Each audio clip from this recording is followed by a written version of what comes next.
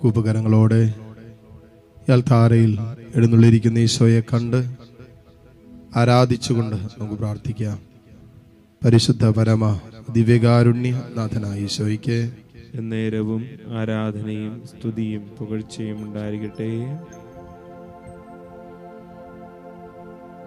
കൂപ്പുകരങ്ങളോടെ വലിയ സ്നേഹത്തോടെ തമ്പുരാന്റെ മുമ്പിലായിരിക്കാം.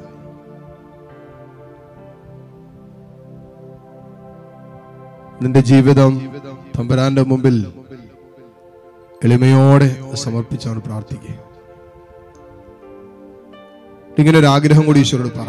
തമ്പുരാനെ, ഈ ജീവിതത്തിൽ നിന്നും നിന്റെ സന്നിധിയിലേക്ക് ഞാൻ കടന്നു വരുന്നതിന് മുമ്പ് നിന്റെ രാജ്യത്തിന്റെ ശുശ്രൂഷകയാക്കി എന്നെയും നീ തിരഞ്ഞെടുക്കാൻ പറ. ദൈവരാജ്യത്തിന്റെ ഏതെങ്കിലുമൊക്കെ ശുശ്രൂഷയുടെ ഭാഗമായിരിക്കാൻ തമ്പുരാനെ നീ എന്നെ അനുവദിക്കണമെന്ന് പ്രാർത്ഥിക്കുക. മക്കളുടെ ജീവിതത്തിന്റെ ഏറ്റവും ശ്രേഷ്ഠമായ ശുശ്രൂഷയാണ് കർത്താവിന് വേണ്ടി ചെയ്യുന്ന ശുശ്രൂഷകൾ, അല്ലെങ്കിൽ കർത്താവിനെ പ്രതി ചെയ്യുന്ന ശുശ്രൂഷകൾ. കർത്താവിന് വേണ്ടിയും കർത്താവിനെ പ്രതിയും ഏതെങ്കിലുമൊക്കെ ശുശ്രൂഷകൾ ചെയ്യാൻ തമ്പുരാനെ എന്റെ കൊച്ചു ജീവിതം കൊണ്ട് നീ അനുവദിക്കണമെന്ന് പ്രാർത്ഥിക്കുക. വൻകാര്യങ്ങൾ ചെയ്യുന്നതിലല്ല ശുശ്രൂഷ ജീവിതം ഇരിക്കുന്നത്. തെറ്റിദ്ധരിക്കരുത്. ലോകമറിയപ്പെടുന്ന ഏതെങ്കിലും ശുശ്രൂഷകൾ ചെയ്യുന്നതിലല്ല ശുശ്രൂഷ ജീവിതം ഇരിക്കുന്നത്.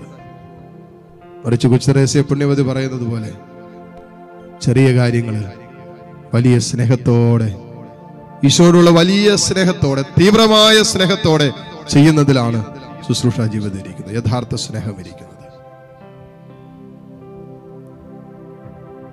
വിശുദ്ധ അൽഫോൻസാമ സഹനത്തിന്റെ തീച്ചൂളയില് രോഗിയായി കിടക്കുമ്പോ ആത്മാക്കളുടെ രക്ഷയ്ക്ക് വേണ്ടി തന്റെ സഹനത്തെ സമർപ്പിച്ചു. ഇത് ലോകം നോക്കുമ്പോൾ വലിയ ശുശ്രൂഷയൊന്നുമല്ല.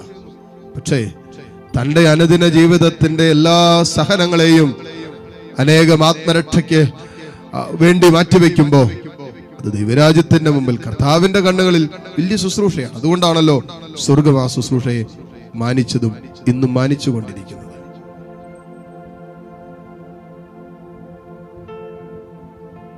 ചെയ്യുന്ന ശുശ്രൂഷയുടെ വലിപ്പമോ ചെയ്യുന്ന ശുശ്രൂഷാലയത്തിന്റെ വലിപ്പമോ ഇതൊന്നുമല്ല പ്രധാനപ്പെട്ടത്. മറിച്ച് ഞാൻ ആർക്കു വേണ്ടി ശുശ്രൂഷ ചെയ്യുന്നു, അവനാണ് വലിയവൻ. ഞാൻ ആർക്കു വേണ്ടി ശുശ്രൂഷ ചെയ്യുന്നുവോ അവൻ വലിയവനാണ്, അവൻ ദൈവമാണ്. തമ്പുരാൻ എന്നെ ശുശ്രൂഷയ്ക്കായി തെരഞ്ഞെടുത്തു എന്നുള്ളതാണ് നമ്മുടെ വലിപ്പം. ശുശ്രൂഷയുടെ വലിപ്പമല്ല, ശുശ്രൂഷകൾക്കായി നമ്മളെ തെരഞ്ഞെടുത്തവന്റെ വലിപ്പമാണ് ഈ ശുശ്രൂഷയുടെ വലിപ്പം. തമ്പുരാനെ, ഞങ്ങളെ ഞങ്ങളുടെ ജീവിതം കൊണ്ട്, ഞങ്ങളുടെ കഴിവുകൾ കൊണ്ട്, ഞങ്ങളുടെ അധ്വാനം കൊണ്ട്, മധ്യസ്ഥ പ്രാർത്ഥന കൊണ്ട്, ഞങ്ങളുടെ സമ്പത്ത് കൊണ്ട് എല്ലാം ദൈവരാജ്യത്തിന്റെ ശുശ്രൂഷകരാക്കി ഞങ്ങളെ മാറ്റണമേ. ആ ശുശ്രൂഷ ചെയ്യുമ്പോഴുണ്ടാകുന്ന ഒരു ആനന്ദം തരണമെന്ന് പ്രാർത്ഥിക്കുക. ആനന്ദത്തോടെ, സങ്കീർത്തകൻ പറഞ്ഞ പോലെ സന്തോഷത്തോടെ തമ്പുരാന് ശുശ്രൂഷ ചെയ്യുവാൻ. വ്യക്തിപരമായ അസ്വസ്ഥതകളും വേദനകളും സങ്കടങ്ങളും സംഘർഷങ്ങളും നൊമ്പരങ്ങളും കുറ്റപ്പെടുത്തലുകളും ഒറ്റപ്പെടുത്തലുകളും തിരസ്കരണ അനുഭവങ്ങളും മാറ്റി നിർത്തപ്പെടുന്ന അനുഭവങ്ങളും തള്ളിക്കളയുന്ന അനുഭവങ്ങളും ഒക്കെ നടുവിലും ആനന്ദത്തോടെ എൻ്റെ തമ്പുരാന് വേണ്ടിയാണ് ഞാൻ ഈ ശുശ്രൂഷ ചെയ്യുന്നതെന്നുള്ള ബോധ്യത്തോടെ, ഒരാനന്ദത്തോടെ ശുശ്രൂഷ ചെയ്യാൻ കൃപ തരണമേ എന്ന് എല്ലാ മക്കളും പ്രാർത്ഥിക്കട്ടെ. മുട്ടുകുത്താൻ സാധിക്കുന്ന എല്ലാ മക്കളെയും നിമിഷം മുട്ടുകുത്തുന്നു. കരങ്ങൾ ഈശോയിലേക്ക് നീട്ടിപ്പിടിക്കാം.